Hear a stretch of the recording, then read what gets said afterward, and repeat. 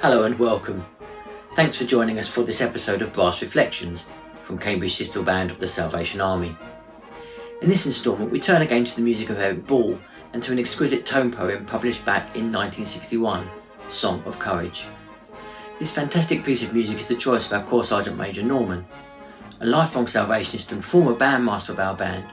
Norm, together with his wife Marilyn, are great people to have around and are both very active members of our church leadership team here in Cambridge.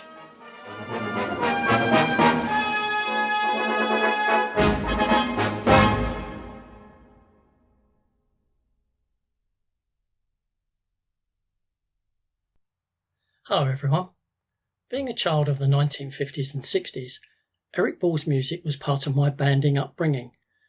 To say that Eric Ball was gifted with the ability to compose music for both brass bands and choral groups is an understatement.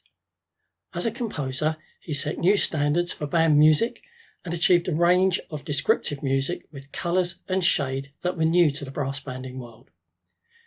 He was also a conductor, raising performance standards of the groups he took because he was gifted with both teaching and interpretation skills. Also, in his role as editor, adjudicator and writer, he contributed much to the rising popularity of brass bands in the 20th century. Most importantly, he was a man with strong Christian beliefs and, I'm led to believe by those who knew him, possessing of a persuasive charm.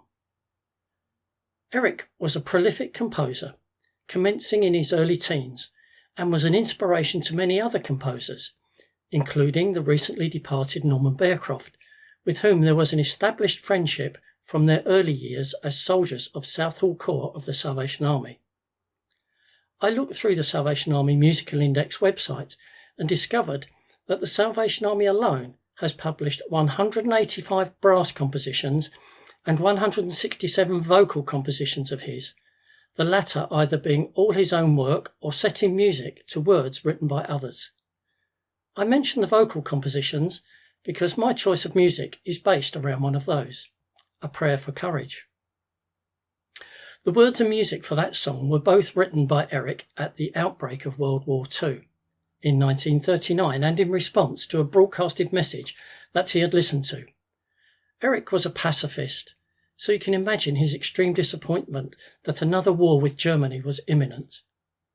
As a result of hearing in that broadcast that we should have courage in the ensuing years, those words stuck in his mind, and he was stirred to almost immediately pen words and music that not only were a means of encouragement, but also represented the true source of Christian fortitude. This vocal composition was published by the Salvation Army in their November issue of the 1940 musical Salvationist. However, the tone poem we are going to listen to was written more than 20 years later and was eventually published by the Salvation Army in July 1961. It was quickly identified as another technical masterpiece and recognised partly as a response to the horrors of the Second World War, but also to the fight against the evil adversities facing the Christian. It commences with extreme vigour and, to use an old word, gaiety, which to me represents the initial feelings that could have been experienced prior to hearing about the impending inevitability of war. But this sense of gaiety changes. Eric cleverly links into the first verse of his song, which appears to be a relatively simple brass arrangement. However, after this, as the music continues, you get to sense the fear and effort against great odds. Then comes the second iteration of his song, which is a slightly different arrangement to the first verse, in that you will hear a climax and sudden diminuendo exactly matching the descriptive words that he wrote. After which, an old army chorus, Stand Like the Brave, is introduced as a motive. Now, for those of you who are not familiar with that particular song, listen to the chorus as Ollie plays it for us just now.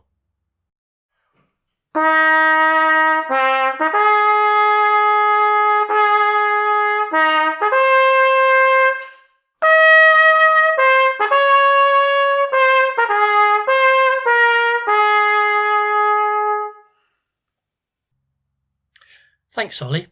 So now you know what to listen out for in the latter stages of the music.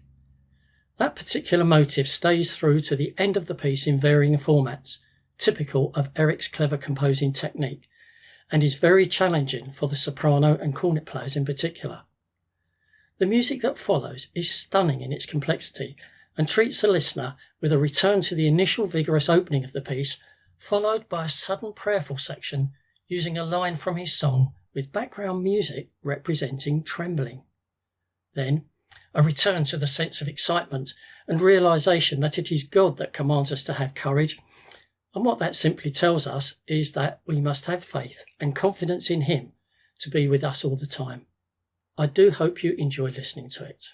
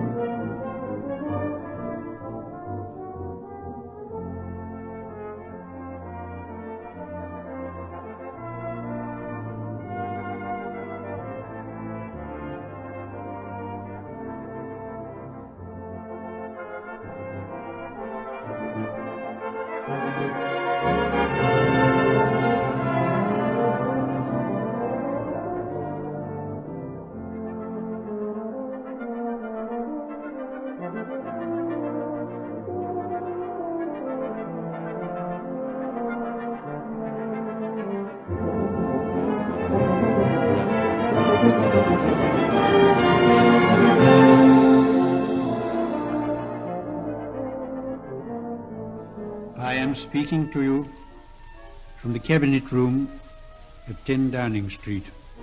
This morning, the British ambassador in Berlin handed the German government a final note stating that unless we heard from them by 11 o'clock, that they were prepared at once to withdraw their troops from Poland, a state of war would exist between us.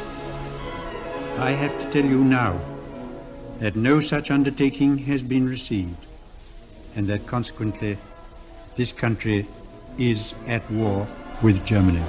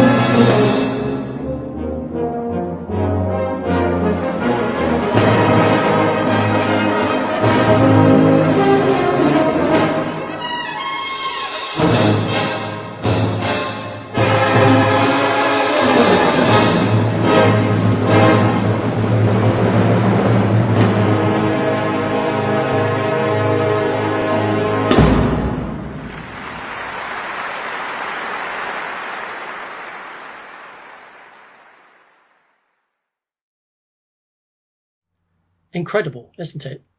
That music brings me out in goosebumps every time I hear it. Tone poems were new to the Salvation Army, having existed only in the orchestral world from the 19th century. In the 1930s, Eric played a great part in their introduction to the Salvation Army's brass band music collection and wrote at least 7 or 8 for the Army.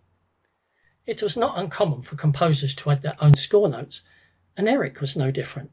For example, here is an excerpt from the score notes for section letter C, noting that the final section of this piece is allocated letter Z.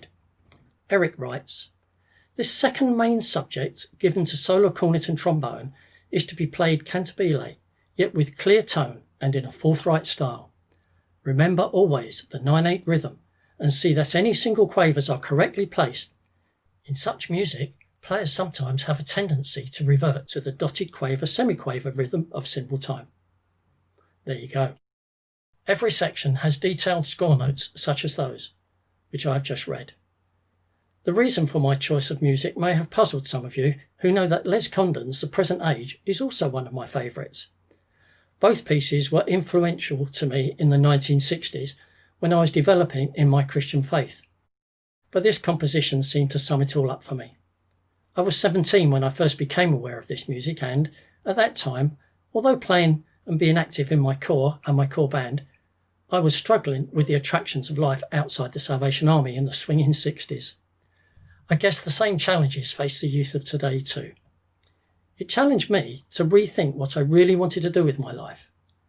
When you hear the associated words to this music that say, "I pray, Lord, for courage to fight against the evils that now surround me." Old-fashioned wording perhaps, but still relevant, and they made me consider the impact of my own weaknesses and shortcomings at that time. I think the introduction of Fanny Crosby's chorus, "Stand Like the Brave," was inspirational and stands the test of time. Her chorus ends with the phrase, "with your face to the foe," which ties in with the instruction in Eric's song, "and fearlessly challenge so dreadful a foe." That foe could be anything that we face. For example, the moral pressures imposed by today's society, health issues, which for me at the moment is a particular challenge, and even COVID-19. The message of the whole piece clearly spoke to me that none of us are alone, and we should be standing up for our Christian beliefs and standards as a united group of Christians who are trying to live our lives by the example that Jesus set. It's essential that we remain steadfast when hard times hit us. We need to rely on God to see us through whatever challenges we face. My understanding of the very last unison note of the piece is that we are united in purpose and that we should all, in unison, stand like the brave for what we believe. In conclusion, here are some encouraging words from Isaiah 41 verse 13, which say, "For I am the Lord your God, who takes hold of your right hand and says to you, 'Do not fear, I will help you.'" And this certainly can be coupled with the inspiring and comforting words to the 3rd verse of Fanny Crosby's song, which say, "Press on, never doubting thy captain is near, with grace to support and with comfort to cheer. His love, like a stream in the desert, will flow. Then stand like the brave, with thy face to the foe." I do hope the message from this music has been a challenge and an inspiration to you, as it has been and always will be for me. God bless.